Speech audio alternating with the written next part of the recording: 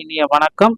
இன்னைக்கு நாம இந்த வீடியோல எதை பற்றி பார்க்க போறோம் அப்படின்னு பார்த்தீங்கன்னா, டிஆர்பி மற்றும் பள்ளி கல்வித்துறையில வந்திருக்க முக்கியமான தகவல்களை பற்றி இந்த ஒரு வீடியோல நம்ம பார்க்கலாம். ஆசிரியர்களின் கோரிக்கைகளுக்கு முதல்வர் கிரீன் சிக்னல் அடிப்படையில பட்டியலிடும் கல்வித்துறைக்கு ஒரு சில முக்கியமான உத்தரவுகள் வந்துட்டு இருக்கு. என்ன அப்படின்றத பார்க்கலாம். அரசு உதவி பெறும் பள்ளிக்கு நிரந்தர ஆசிரியர் பணியிடத்திற்கு ஆட்கள் எடுக்கிறாங்க. ஊதியம் எல்லாம் அரசு விதிகளின் படி கொடுக்க போறதா தகவல்கள் வந்திருக்கு. என்னன்றதை பார்க்கலாம்.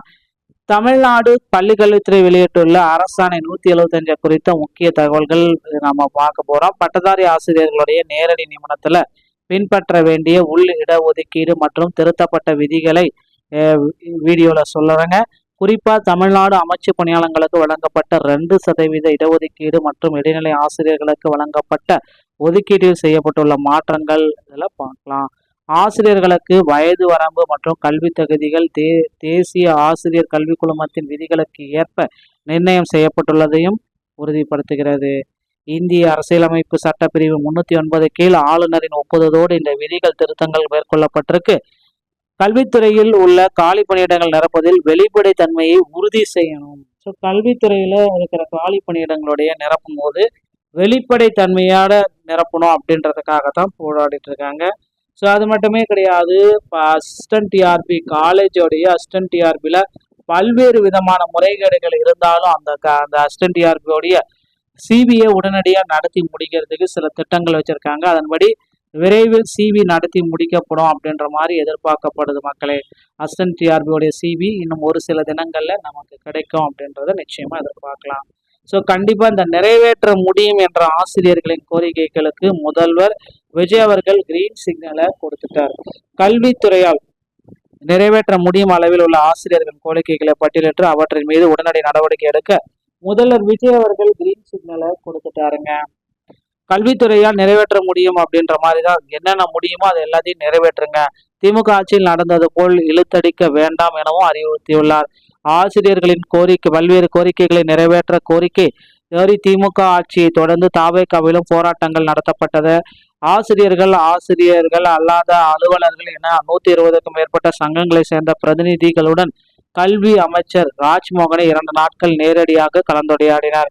இதில் பல்வேறு கோரிக்கைகள் அமைச்சர் முன் வைக்கப்பட்டன. இது குறித்து ஆசிரியர் சங்க நிர்வாகிகள் கூறியதாவது என்ன அப்படின்னு பார்த்தீங்கன்னா, பழைய ஓய்வூதிய திட்டத்தை மீண்டும் அமல்படுத்தணும் அப்படின்றத முக்கியமான கோரிக்கைகளை இவங்க வைக்கிறாங்க. முன்னிலையே இந்த கோரிக்கைகளை நடத்தணும் அப்படின்ற வைக்கிறாங்க. சம்பள உயர்வு முரண்பாடு, ஆசிரியர்களுக்கு தகுதி தேர்வுக்கான டெட் மதிப்பெண்கள் நிர்ணயம், போராட்டங்களால் சம்பளம் இழந்த ஆசிரியர்களுக்கு நிவாரணம், ஊக்க ஊதியம் பாதிப்பு, ஆசிரியர் காலியிடங்களை நிரப்புதல் உள்ளிட்ட கோரிக்கைகளை வலியுறுத்தி இவற்றில் போராட்டம் காரணமாக இடைநிலை ஆசிரியர்களுக்கு 27 நாட்களுக்குண்டான சம்பளம் வழக்குகளை வாபஸ் பெறுவதும், ஊக்கத்தொகை பாதிப்புகளை சரி செய்வதும், டெட் தேர்வுக்கான தேர்ச்சி மதிப்பெண் நியமிப்பது போன்ற கோரிக்கைகள் உடன் நிறைவேற்றக்கூடியவை. இதை அமைச்சரிடம் விளக்கினோம். விரைவில் நடவடிக்கை எடுப்பதாக தகவல்கள் வந்திருக்கு. கலந்துரையாடலுக்கு பின் கல்வி அமைச்சரை சந்தித்தோம். அவர்களும் முடியும் என்ற கோரிக்கைகளை உடன் நிறைவேற்ற முதலமைச்சர் தரப்பிலிருந்து அறிவுறுத்தப்பட்டுள்ளது. அவை குறித்து பட்டியலிடப்பட்டு வருகின்றன. கடந்த ஆட்சி போல் தாமதிக்க வேண்டாம் எனவும் உத்தரவுகள் பிறப்பிச்சிருக்காங்க. ஓகேங்களா? ஸோ கண்டிப்பா இதெல்லாமே ஆசிரியர்களுக்கு நன்மை பயக்கக்கூடிய செய்திகள் வர இருக்கு. அரசு உதவி பெறும் பள்ளிகள் நிரந்தர பணியிடத்திற்கு கீழ்கண்ட ஆசிரியர்கள் தேவை. ஸோ என்னென்ன அப்படின்னு பார்த்தீங்கன்னா, அரசு உதவி பெறும் பள்ளிகளுக்கு நிரந்தர பணியிடங்களுக்கு இந்த ஆசிரியர்கள் எல்லாமே தேவை.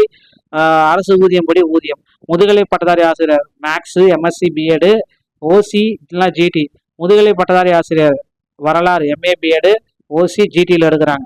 ஓவிய ஆசிரியர் ஓவியம் +2 டிடிசி ஈக்குவலண்ட் சர்டிஃபிகேட் இருந்தாவே போதும், ஓசி, ஜிடியில் எடுக்கிறாங்க. தகுதியான நபர்கள் 10 நாட்களுக்குள் விண்ணப்பங்கள் வரவேற்கப்படுகிறது.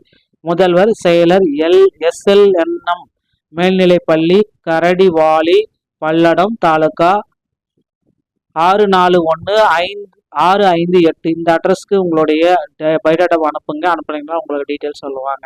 நண்பர்களே, இந்த ஒரு தகவல் உங்களுக்கு முக்கியமானதாக இருக்கும் அப்படின்னு நினைக்கிறேன். இந்த வீடியோ பிடிச்சிருந்தா நீங்கள் நம்மளுடைய சேனலோட இருந்திருங்க. மீண்டும் ஒரு நல்லதோட நான் உங்களை சந்திக்கிறேன். நன்றி, வணக்கம், தேங்க்யூ.